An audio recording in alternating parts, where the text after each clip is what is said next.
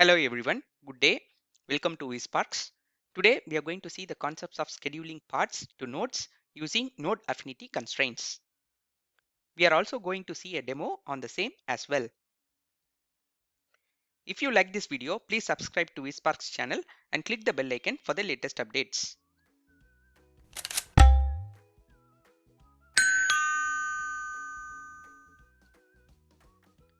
This is the agenda of this video. We are going to discuss on these topics in this video. Scheduling paths to nodes using labels. As you all know that we can control the behavior of scheduling the Kubernetes workloads into the nodes with the help of node labels.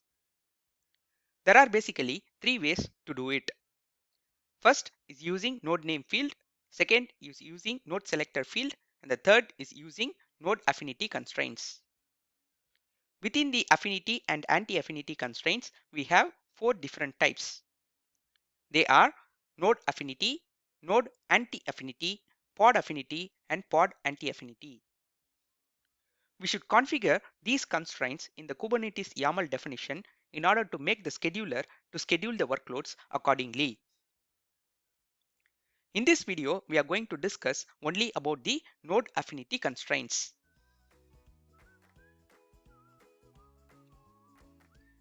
Let us just do a recap of NodeSelector constraints, which is the simplest and recommended method to use. In the NodeSelector method, you should add the NodeSelector field to your pod specification. Under this field, specify the node labels where you want the workloads to get scheduled.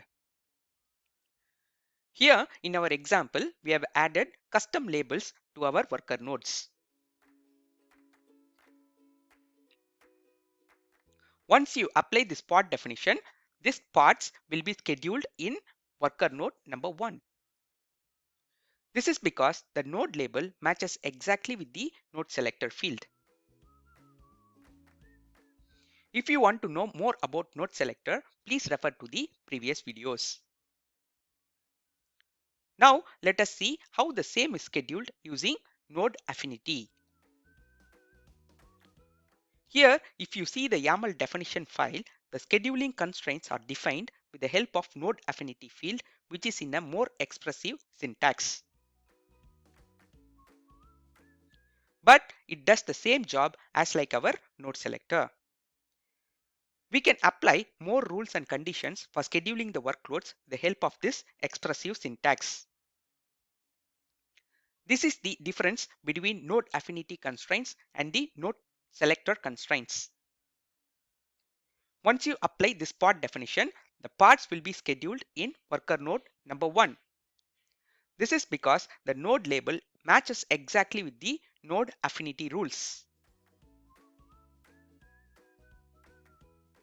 Let us discuss more about this node affinity.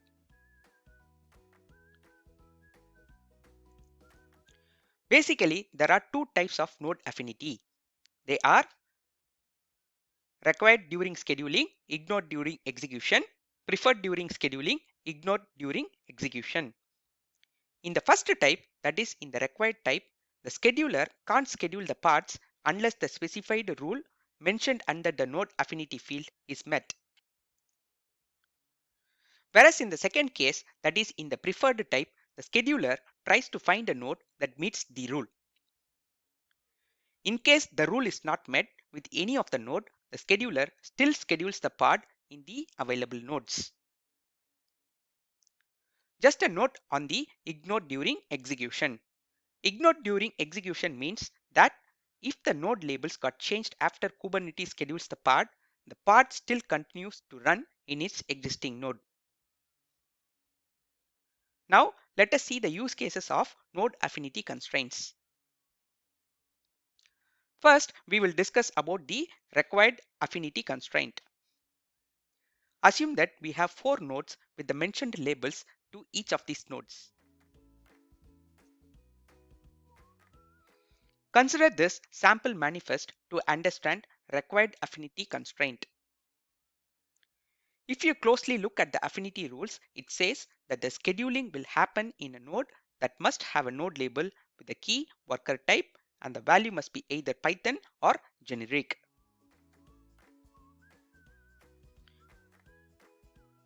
You can use the operator field to specify the logical operation to use when interpreting the rules.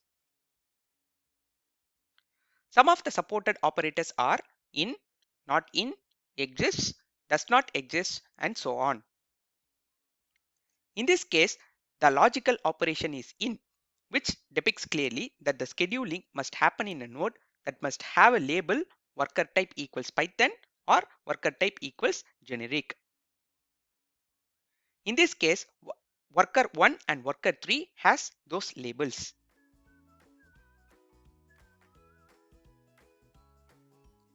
When this definition is applied, pods will be scheduled only in worker 1 and worker 3. Pods will not be scheduled in worker 2 and worker 4 at any cost, as the required affinity type follows strict scheduling.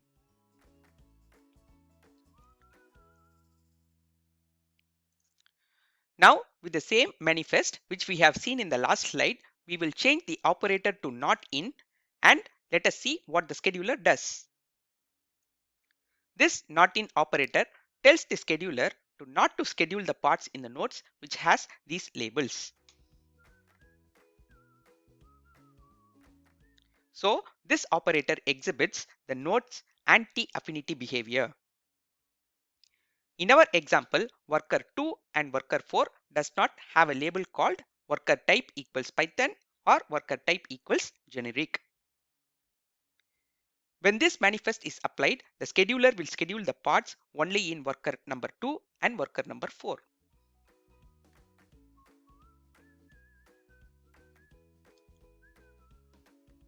Again, we will consider the same manifest, but this time the operator is exists. In this case of exists operator, it only checks the concerned key is present as a label key in each and every node. It only checks the label key and not the label values. In our case, the label key is worker type.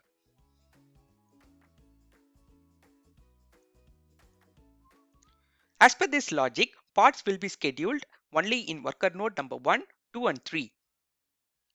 Worker node number 4 does not have the worker type label key. So the pods will not be scheduled in worker node number 4. Now we will see the preferred type. Consider this manifest to understand the preferred rule.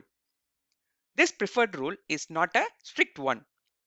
In this type, the scheduler always tries to find a node that meets these rules. If not, the scheduler still schedules the pod in the available worker nodes.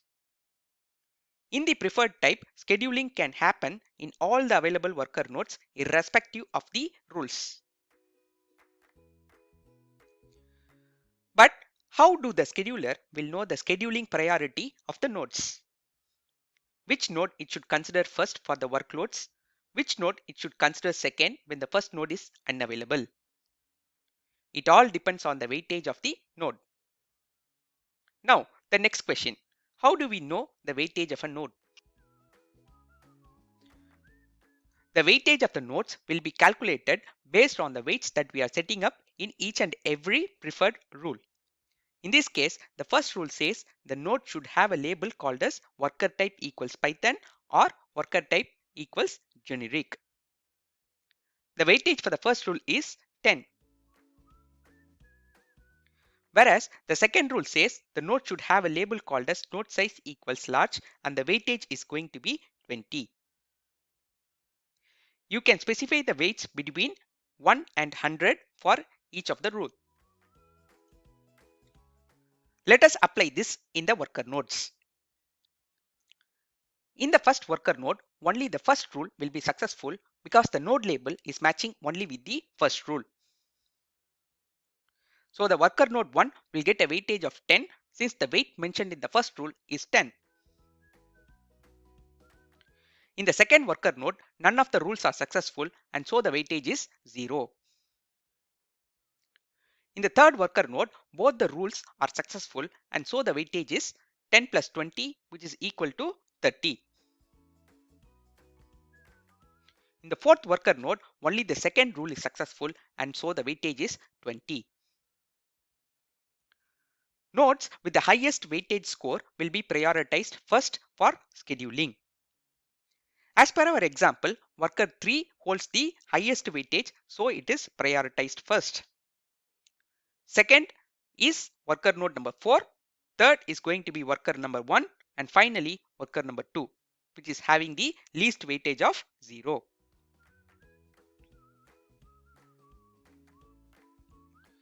As I said already, this preferred rule can schedule the parts in all the available worker nodes. We can also specify the required and the preferred affinity types together as like in this manifest file. In this case, the rules mentioned under the required affinity type is a must one. If it is not matched with the node labels, then the scheduling will not happen in that particular node. Whereas the rules mentioned in the preferred affinity type is good to have. If it is matched, then that particular node will be evaluated for its priority based on the weightage.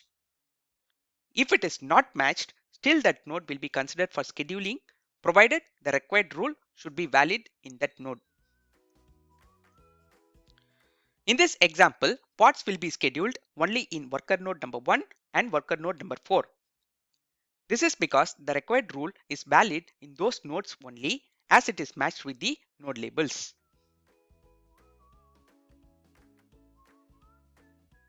Now, among these two nodes, preferred rule will be evaluated for its priority based on the weightage. In this case, worker node number 4 is weighted more than worker node number 1. So the worker node 4 will be prioritized first.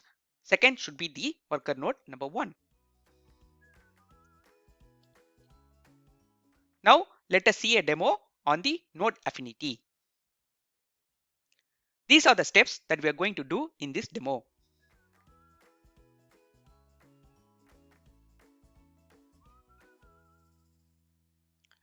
Step number 1, access and inspect the Kubernetes cluster. Access the Kubernetes cluster using kubectl utility and check if the Kubernetes cluster is running properly. Just to save the time, I have consolidated all the commands in a notepad and the same is available in the video description. This is our master node where I have connected to the Kubernetes cluster using the command line. Cluster info command gives the details of your cluster. Now check the nodes and the pods.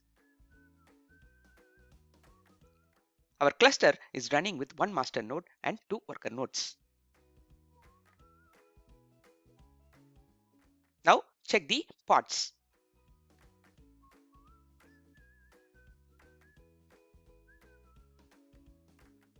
Yeah, you can see all the cluster components are running properly.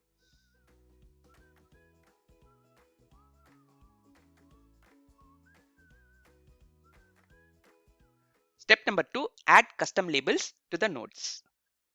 We are going to add these labels to the nodes. If you see, some labels will be common and some are not common between worker 1 and worker 2.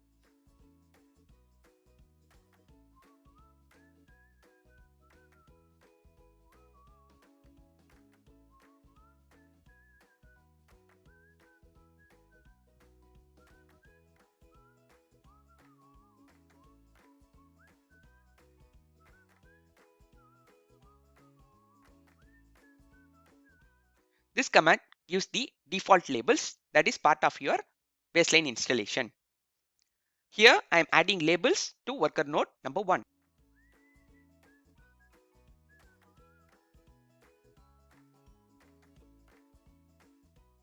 You can see the custom labels are added to the worker node number 1. Similarly, add the labels for worker node.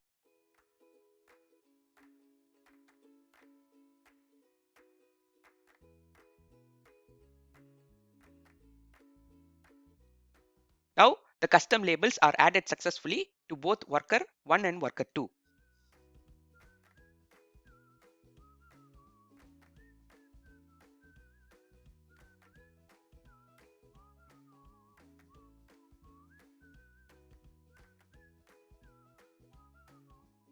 Step number 3, create and schedule a pod using required affinity type. This is a sample YAML manifest file for scheduling a pod using required affinity type. As per this manifest, the nodes must have a label called web server equals nginx for the pod placement. In this case, worker node number 1 is selected for the pod placement because it only has that particular label. Worker node number 2 will not be selected at all since it is a strict constraint.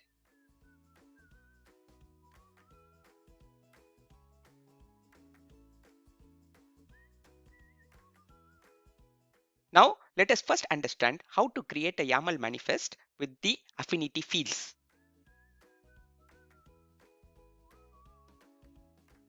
This command will give the YAML structure for creating a pod.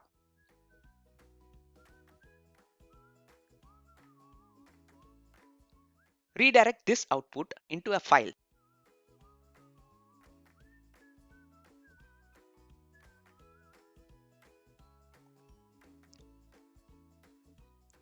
Remove the unwanted lines from here.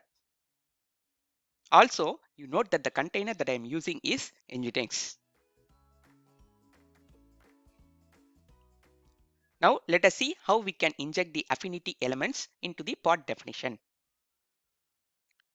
Just I am duplicating this tab.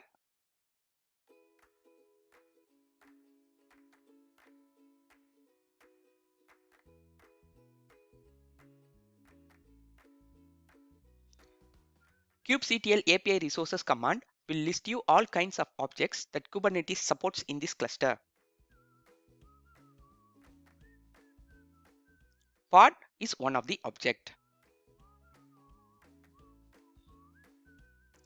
We can check the YAML schema of the Kubernetes objects using this kubectl explain command.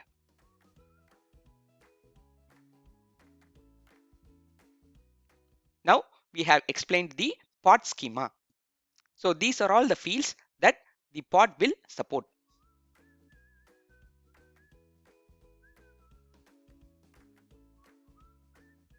Just check the field spec, which is the sub element of the pod object.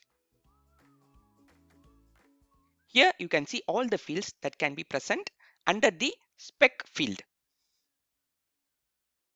Here you can see affinity is one of the field under spec. So now you include affinity in your manifest under spec.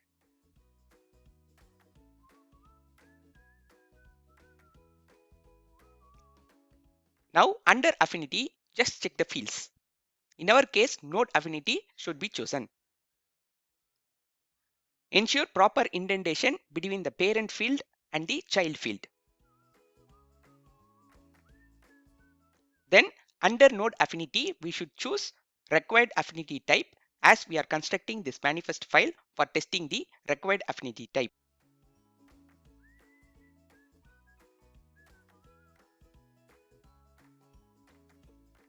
Similarly, construct all the fields necessary for the required affinity type till to the bottom.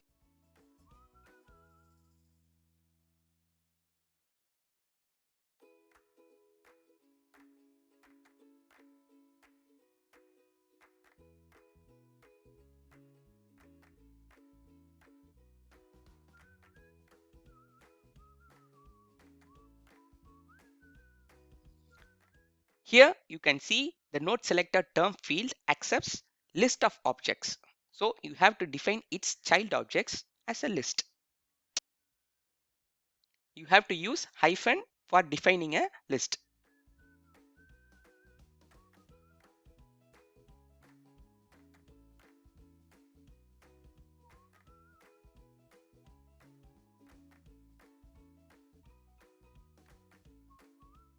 Similarly, this match expressions field is also a field that will accept list of objects.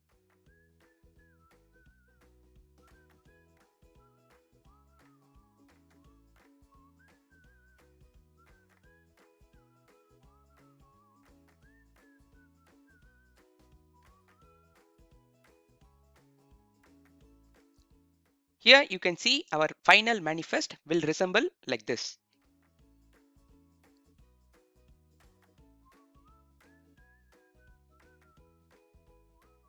You can also use a recursive operator to see the full skeleton of these fields and its data types.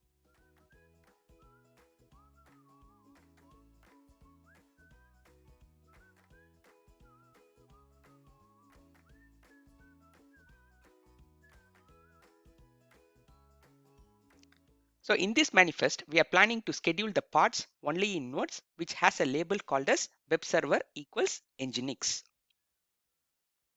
In that case, you have to define the affinity rules in such a way to select nodes with those labels. Use these key value pairs in your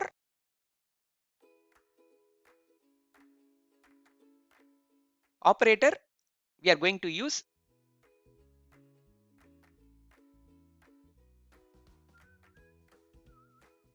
here the value should be nginx.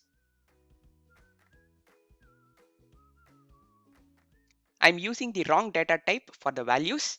Let's see what is happening at the time of applying this manifest.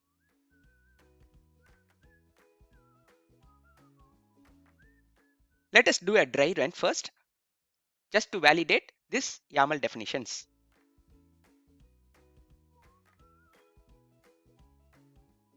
You'll be getting an error like this if you choose a wrong data type. Here for the values field, we have defined string instead of list.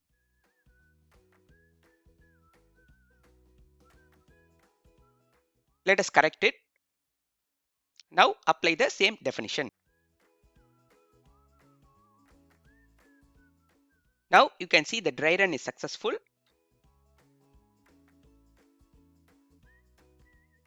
We will remove the dry run and we will apply this definition into the cluster. Yeah, now the pod is created. But where? It should be created only in worker node number 1 as per our affinity definitions.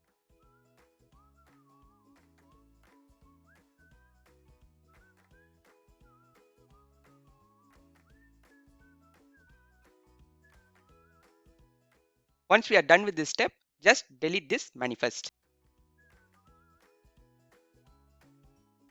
This will ensure clean environment for our next steps.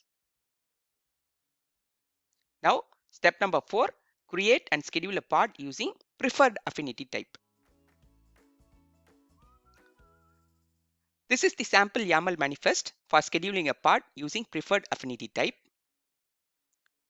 Since it is preferred affinity type, all the available worker nodes will be selected for scheduling. Based on the weightage of each and every node, the pod placement will be done by the scheduler. In this case, worker 2 has more weightage and so the pod will be scheduled in worker node.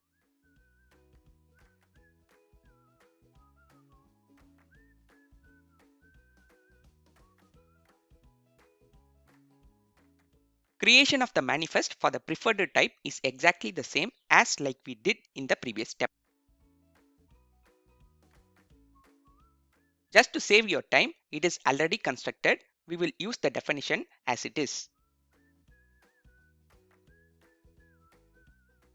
As per this definition, pods should be created in worker node number 2 first if it is available.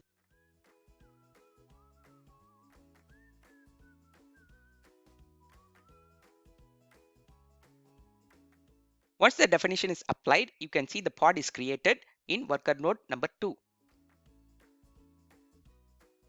So this node has the highest weightage. That's why the scheduler will consider scheduling the pod in worker node number 2 first.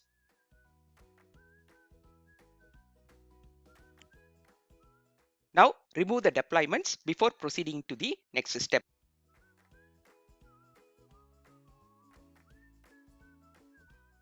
Step number 5, create and schedule a pod using both required and preferred affinity type. This is the sample YAML manifest file for scheduling a pod using both required and preferred affinity type.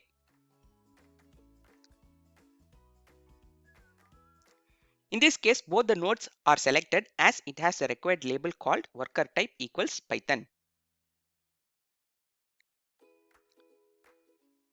When it comes to the preferred constraint, worker 2 has more weightage since it only has the preferred label. The preferred label is size equals large. With these conditions, the parts will be scheduled in worker node number 2 first. In case worker 2 is unavailable, part will be placed in worker number 1 because it matches the required type as well.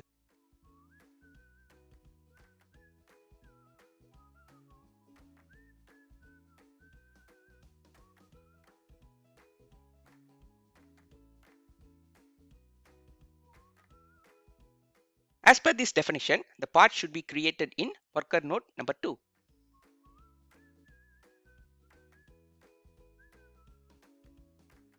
Apply this manifest. Yeah, you can see the part is created in worker node number 2.